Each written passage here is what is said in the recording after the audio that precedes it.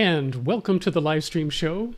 Today, we are taking a deep dive in how you can create an absolute avalanche of new clients. That sound good? How many people out there, if you're looking at, an avalanche of clients, that would be the best thing. You can say so in the comments down below. I'd like to see who's here and sort of where you're at with your client roster.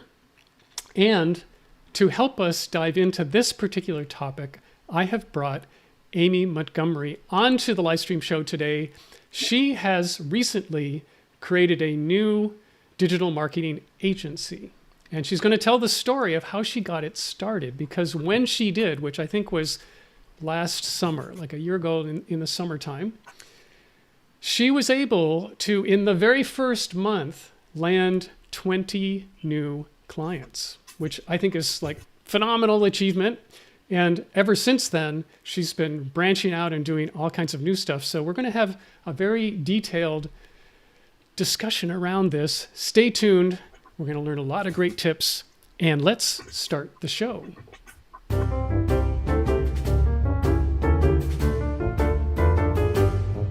Recorded live in Boston, Massachusetts, this is the live stream show.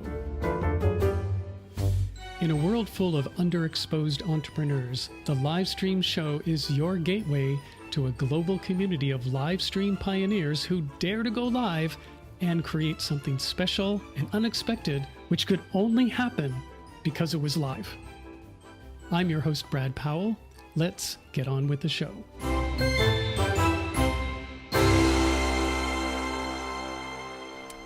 Okay, and welcome to the show, Aimee. Great to have you here. Yeah, thank you for having me.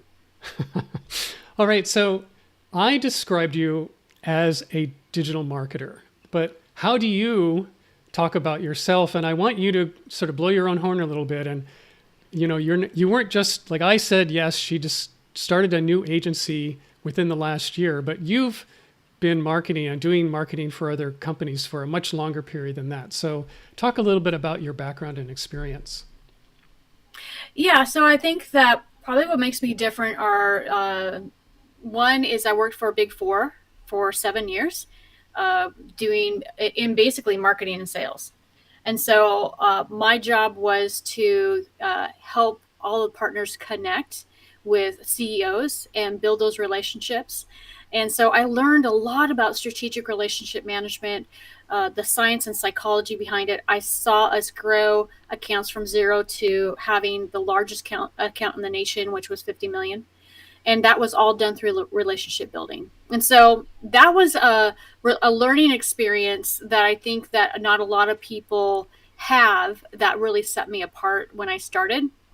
And then I went on from working at a firm to doing marketing for public figures, and that are on TV and hiring, saying, hey, make us famous. We're famous on TV, but we're not famous online. Help out and get us leads and all of that. And so I have worked for 3 major public figures to grow their social media, to get them leads and all of that, grow their influence online. And so my last position prior to the pandemic was CMO, and I had a full-on team doing all of it, and running, being able to test everything too, I think was really great, because I knew then what worked and what didn't. And that's how I first marketed my podcast to the top in business in the nation. I hit number 5 because I was testing. And I was testing things out on my side hustle before I would do things, on my day job. And so that just ended up, paying off in the long run. So that's a little bit of my background. So I'm not just a digital marketer. I think the B2B experience sets me apart a little bit. I understand that it doesn't make sense if you're B2B to set up a sales funnel, for example. And I think that knowing the differences and how the strategy has to work really, really kind of helps. Yeah. So let's go back to the moment when you were starting the agency that you currently run now. And so what was going on then? Why was this even happening? And tell us a little bit about just the story of like, how did it get started? Yeah. Yeah, so I first started out just doing, I had gone viral online, sharing my own story, and I was actually going after some life coaching stuff. But I learned really quickly that the niche that I chose didn't have any money in it. And I had reached out to people, had millions of people that were following them. I thought for sure they're successful, right? And there were coaches that had millions of followers. And I said, have you helped anyone? And they said, no, nobody wants help. Wow. And I'm like, oh my gosh. And that's why, like, I looked at their websites and all of their like funnels and things were broken. You couldn't even schedule a call with them because they had given up. And I thought, well, I don't want to do that. I don't want to just build, they're making money off ads. I'm like, I don't want that. And so I said, okay, plan B, go back to my side hustle of business coaching, which I had, was also passionate about. And I was doing freelance digital marketing at the time. And I worked with a guy for 4 months and brought in $24,000 worth of project work into his business. And when it came time to pay me, when I had to pay rent, he blocked me on all portals and disappeared. So I ended up in a food bank in July and asking people to help me with my rent and just not knowing what was going to happen. And I got a book actually from, I think it's Josh Benson or something like that. And he talked about how him and his buddies had grown agencies and how they tried digital marketing at first and failed. And then they went back and they found a formula that worked where they reached 2,000 people a month and cold emails. And then they were able to actually, get enough clients to survive and succeed. And he had done that a number of years ago, though. And cold emailing, was great when it first started, but not so great now. But I was going to do it. I was getting over myself, setting up an extra URL and extra email to start to cold email everybody. But it was taking a month to warm up the domain before your emails would get rejected. And I thought, what if I just go out and build relationships with 2,000 people a month? And I thought, I'm just going to go for it. So I went on LinkedIn and I found, different tools that would allow me to find the key people that I wanted to network with and build relationships with. And I invited them on my podcast to promote them. And, hey, by the way, I do digital marketing, but I really want you on my podcast. And I filled my calendar up with 5 to 6 people a day, just doing pre-screens. Because, I was picky about who I wanted on my podcast as well. I wanted to make sure that they were legit and they're good people and I'd want to work with them and all of that because I was promoting them and, that we had good vibes, all of that. But so I reached out to 2,000 people and the first month and 2,000 the next month, packed my calendar and just met with people nonstop. And I'm an introvert, so that was kind of difficult. But I got 20 clients in the first month just from not selling at anybody, just meeting with people.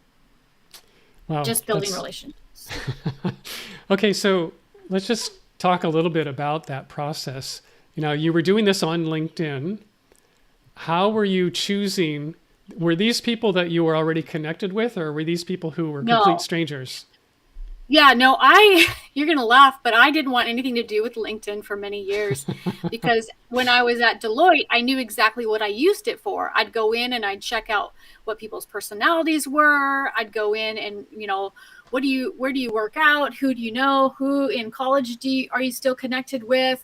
I want to know absolutely everything about you. And LinkedIn was a gold mine because then I could take that information and go search you even farther.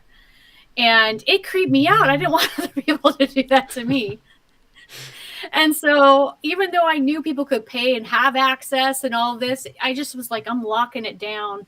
And the other thing is I always had a side hustle and I never knew how to put that onto LinkedIn of, I'm doing YouTube videos every day and, making all this, because that's what I did before. I did online courses and stuff on how to make money online. And then I'd have my day job and I didn't know how to communicate that on LinkedIn and I didn't want it to jeopardize my job.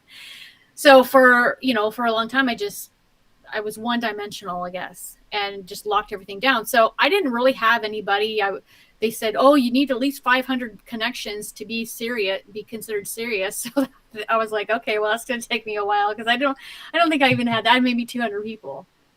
So I used Sales Navigator and a tool called Duck Soup. And the key to being successful with those tools is that I wasn't using it to sell to people, I think. I was using it. My title of my message was, I'm looking for guests on my podcast. And I got a 90% open rate. There were only, I would say I could count on one hand how many people didn't either, were adverse to me reaching out to them, or just said, I don't want to be on your podcast. So it was really great for the algorithm as far as LinkedIn goes, because I was out there providing value to people and actually connecting, so they didn't see it as a bad thing. And it allowed me to just really fill up my calendar fast. So yeah, I didn't do any connects with anybody. In fact, I'm going back now to people that I had on my podcast and that I built a relationship with, and being like, oh, I forgot to add them. Like, I should probably add them now. So I'm sending a message, hey, I realize we're not connected. I actually did that a couple times today. So yeah, I did not. I've reached thousands upon thousands of people and have had hundreds of people on my podcast since August. But yeah, most of them, they will be added, because I'm going back now and adding everybody. But most of them, no, I didn't even hit the connect button. Yeah, I think that's a really great approach, especially on a platform like LinkedIn, which is full of professionals. And, I know from my own experience on the platform that I get a lot of people reaching out to me, and every single one of them, usually is saying, hey, I've got this thing.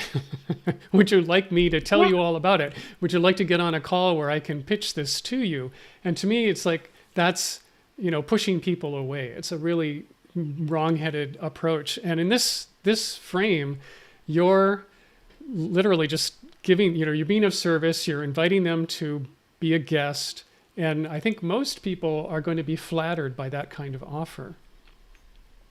So when in this process, as you've been doing this, so somebody says, yes, I want to be a guest, then you're taking them to a pre-screening call where you're kind of feeling them out, and then they actually do an interview with you. What kind of things are you doing after that interview happens with each person? Yeah, so once the podcast is up and I'll get all those assets to everybody. And right now I have literally a podcast landing every single day. And I'm finishing up January. And what I started to do was just get the audio out first, and then I'll be, you'll be seeing a lot more clips and that sort of thing on LinkedIn in the coming weeks, once I get more booked out for like the next month or whatever. I have at least 100 that need to get out. And then what I do is I actually have a private networking group here on LinkedIn. You could probably see it on my profile. And I invite people to that. And because now I'm getting more podcasts out a lot faster, I've been waiting for that group to actually grow. I did one networking meeting in it, but I plan on using that group to help people network with each other. And because most of my podcast guests, they target the same demographic. It's mostly B2B. There are some B2C. But the B2C, like, everyone's they have some similarities, so they can cross promote. And the beautiful thing that I realized in interviewing everybody is that even if you have the same title, you approach things completely different, and you have completely different things to offer. So where you might think, oh, you're my competitor, there is a lot of opportunity there. So I wanted to be the one to connect people. And that's something I also learned while I was at Deloitte, to always have the events and be the one that's going to connect people for their next job, for their next opportunity, for whatever it is. And so that's a reason why I'm passionate about that. And I haven't been super active in it, but I will be driving that like crazy, and probably having some sort of conference and inviting some of these experts to come and speak. I've done that in the past. I have years and years of event planning and have held conferences in the past and been really successful with it. So once we get past all this pandemic stuff, that's the long-term goal.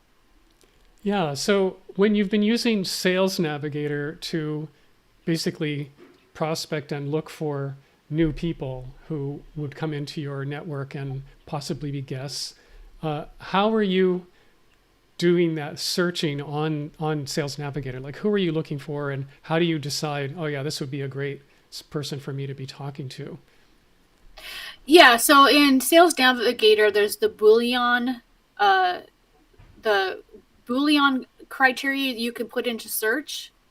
And you can kind of Google this if you're not familiar, but it's kind of that if I used to be a developer, like I did SQL for Oracle, so I know all of the different if, ands, and buts when it comes to programming, but that's kind of the thing where you go in there in search and you say, I might say, coach, not marketing, not basketball, not sports, or whatever it is.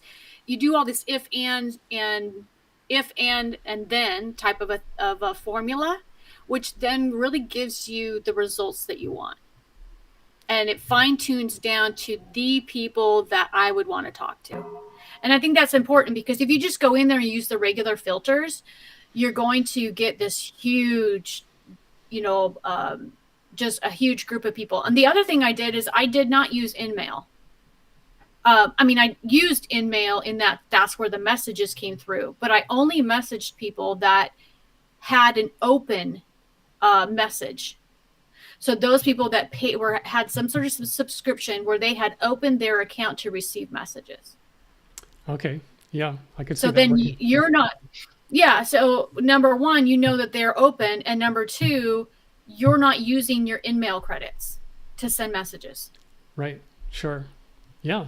Well, certainly one of the strategies that I use on LinkedIn is that I, like, for this podcast, you and I both did this like together in terms of bringing you on. I reached out to you. We became first person connections. We're connected on the platform. And I do this with all of my guests. In fact, a lot of times I'm reaching out to people who I'm already connected with because I've got a few thousand people who are my connections on the platform. And so when I reach out to someone, I can actually just send them a direct message because all of your first person connections, they allow you, even without Sales Navigator, to message back and forth. And that's a very easy way. In fact, not only can you send them a text message, but I could send an audio message, and I can also send a little video clip if I want to do that with anyone. So those tools, I think, are terrific for the platform. So are you incorporating video in any of this strategy and how you do this stuff? You mean for my podcast, or? Yeah, for your podcast, and or your just sort of generic outreach with, bringing people into your network. Yeah, I haven't personally used video to reach out to anybody. Although I've had some clients that I have recommended that to. Especially if you're reaching out to somebody that's C-suite, because I think that most people are not doing that. So if you can send a video message, I think that sends a lot because it's personalized, and you're going to be a little bit more personalized and think about what you're going to say. And there's going to be a lot more care to it, and people are going to know you're authentic. And that's probably the most important thing on LinkedIn is authenticity. When it comes to video, I record on Zoom, and then I actually use a couple of tools. I had originally outsourced and have a full-on team that was editing my podcast, and I still have. And we use, but we speeded up that process by using Descript to edit. And then I use an app called Wisecut to grab all the social media clips and provide captions. So I don't need to go into like Premiere Pro and grab the videos and figure out what clips to post. It does it all for me. All I have to do is grab it and put it in the format that I want. Yeah. Yeah, those tools are really, there's now like a whole family of similar tools out there. The recording tool that I'm just recently started using is called Riverside, which I like because it, rather than Zoom or similar recording device or services that can be susceptible to internet glitches and weird stuff that happens between you and your guest. Riverside actually, when you're doing a remote recording, will record your guest's recording in high definition, and it'll be uploaded directly from their computer to the cloud. And so it doesn't get affected by, an internet connection or, whether it's a good or bad one. And I really like that. When you're done, like as soon as you're done, it's already there available to you, and you can download your side of the recording and you can download their side of the recording, and you can edit those two things together if you want to. But you end up with this really, really good quality recording to work with. And that, I think, is especially for podcasts where audio is super important. But also if you're going to do anything like with the video and sharing short clips, it's really helpful that way. Yeah, definitely. So I know that another thing that you've been doing, and actually before I get in, I was going to ask you about your TikTok world, because I know you've been playing on TikTok, and I'm curious about that because I have not yet made a single video on TikTok, and I've heard so much about it that it's like, well, should I lean into that, or should I just, be happy with what I'm already doing? What do you think? Like, tell me a little bit of your experience, and tell me if you think other folks like me should be really thinking about it. Yeah, I jumped onto TikTok because I knew that it was going to be really, really easy to be able to grow, and I wanted to be ahead of the game. Once once platforms start to get really, really big, then they add more algorithms and make it harder for you to get exposure. And so I started on there a couple of years ago. I went viral initially for my own story. The nice thing about TikTok is it's very easy to go viral. It's very easy to just get tons of exposure for whatever reason. And because of that, you don't have to be that particular about what you're posting. Where if you're on Instagram or if you're on LinkedIn, you tend to have to stick to your one topic. You've got to niche your stuff down. And if you look at my Instagram, I'm very, very niched. It's just my digital marketing, stuff.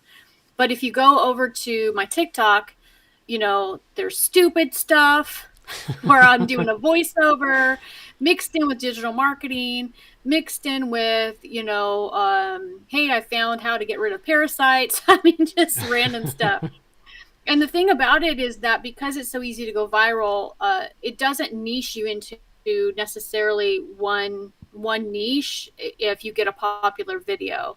So as long as you're using the right hashtags that tell it what you are, then you're fine.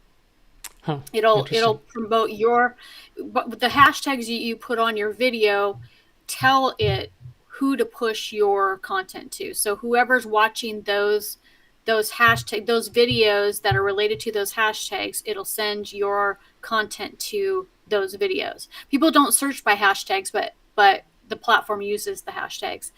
And so you don't need hashtags. You can just post if you want. A lot of people do that and they do fine. But if you're very niche specific and that's what you want to do on that video, I'll do that. If I have digital marketing stuff, I specifically will use certain hashtags. But I think that it's really, really good. It's good to grow other platforms. It's great to grow your YouTube. It's great to grow your Instagram because it has at the top, it links those accounts so people can easily just click right through. I grew one YouTube channel. I got 2.5 million views on a TikTok that I uploaded to YouTube. Grew this huge channel and grew a full-on Instagram as well. That was all the life coaching stuff. And now I've kind of migrated over to digital marketing. One of my videos around a free download on how to sell and create courses online went viral. Because one gal was out there selling a course on how to do it, and she was making $300,000 a month doing that, and I was giving it away for free, and so I went viral and ended up with hundreds of people in my email within 24 hours.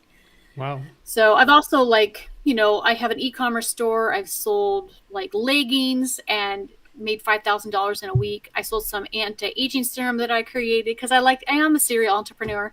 And having an e-commerce store helps me too, because I have one client that's e-commerce and it helps me to test things out. But yeah, I've made quite a bit of money just with that as well. So And then I've been able to sell out other brands that have come to me. I sold one company out their Amazon supplement. I sold out their Amazon store, their store, and their supplier within 48 hours.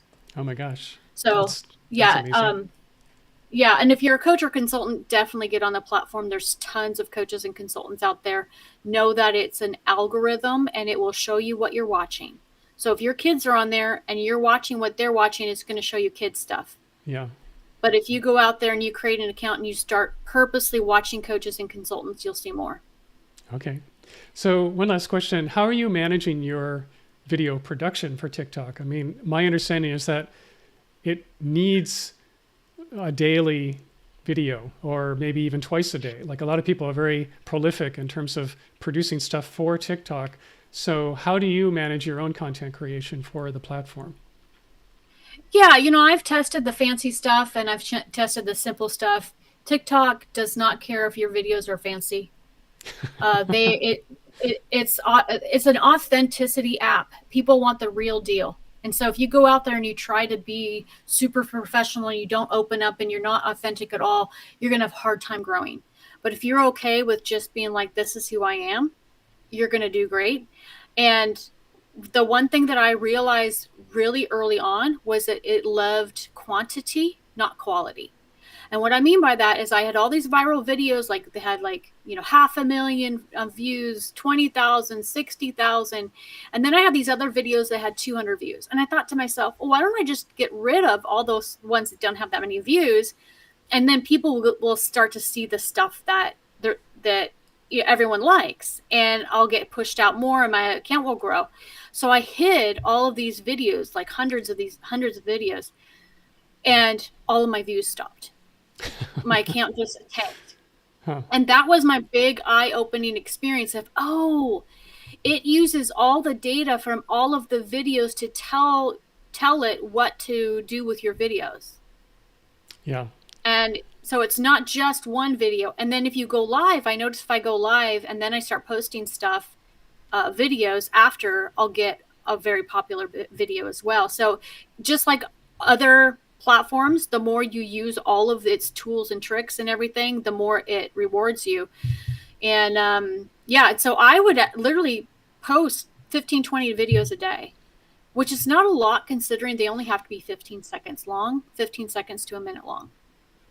Yeah, cool. Well, this has been super awesome conversation, really helpful. If people want to get in touch with you and follow up, what's the best way for them to do that? Yeah, so you can find me on LinkedIn. I'm on LinkedIn. My website's aimeemontgomery.com or calltothrive.com. They're both of the same. You can also find me on TikTok and on Instagram. I'm pretty good at answering my messages, so feel free to send me a message and we can connect. All right. Well, thank you so much for taking the time to do this today. This has been fabulous. Yeah, thank you so much for having me. Yeah, and for you guys who might still be listening at the end here, I just want to remind you that if you want to go and capture the entire archive of the Livestream Show, you can find it at thelivestreamshow.com, where this is turned into an audio podcast, and the entire archive is there, both audio and video. And of course, the best way to join is to join us live every Tuesday, every Thursday at 3 p.m. Eastern Time. And until the next time, I'll see you. So long.